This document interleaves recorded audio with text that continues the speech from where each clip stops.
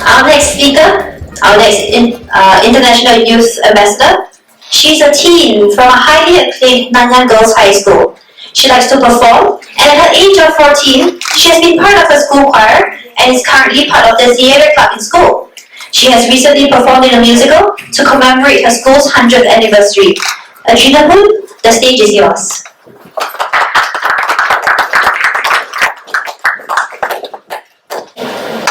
When you talk about education, what is the first thing that comes to mind? Students, classmates, the classroom. However, did it ever cross your mind that these may not exist 30 years later?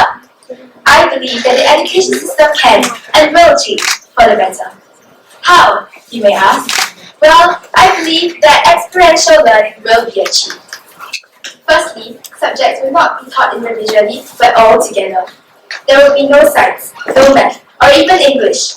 These will all be combined into an interdisciplinary subject taught in different levels. By doing this, students can apply knowledge to real life easily, and learning will become easier and more effective. Number 2, not all lessons will take place in class. Students will learn the lessons beforehand using electronic devices or by other means. They will then go to school to interact with their classmates and to clarify any doubts. By not spending so much time in school, they can spend more time to pursue their passions, which are equally as important as academics. Let's say Taekwondo, it teaches you discipline. Singing teaches you voice projection. These are all important skills that one needs to have. Thirdly, skills like communication skills and presentation skills will be taught because these are important, and skills are the foundation to anything one wants to do, and is the key to success. Good character will also have to be instilled into students. Lastly, all of the above will take place through experiential learning.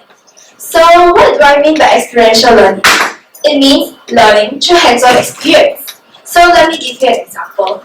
My friend and I went to a science camp recently. The organizer passed out a worksheet and gave us a bunch of chemicals. And then he asked us to follow the instructions on the worksheet. And so we dutifully did. We mixed the chemicals together, and we formed first a transparent solution, and then it turned cloudy, and then it turned blue. It was all fun, but we were bored after that because there were no more instructions on the worksheet. So we decided to experiment by ourselves.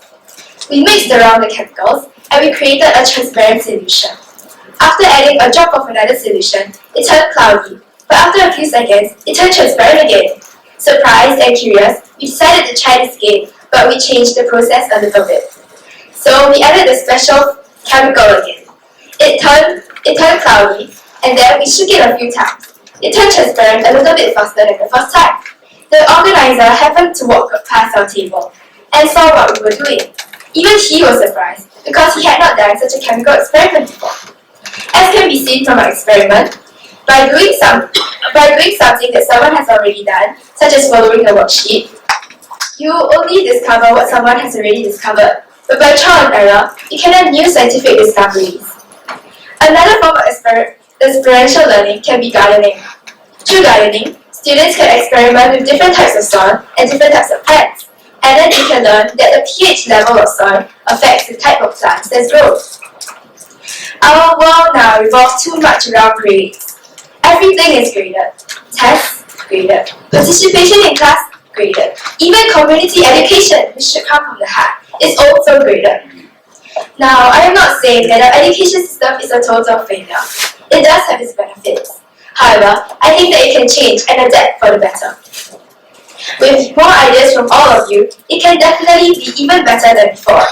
So go home and think of 3 problems that you find the education system right now, and then think of solutions for them. Or you could do another learning activity. It can be something simple, like listening to a song. Who here listens to Taylor Swift? Okay, you may know her song, Welcome to New York. However, did you know that her song had a hidden meaning? She was actually trying to talk about gay marriage legalization in New York. Even listening to a simple song can teach you many things. Everything around us is something waiting to be discovered. Go explore. After all, it is not the education system that makes us, but us that make up the education system. Thank you.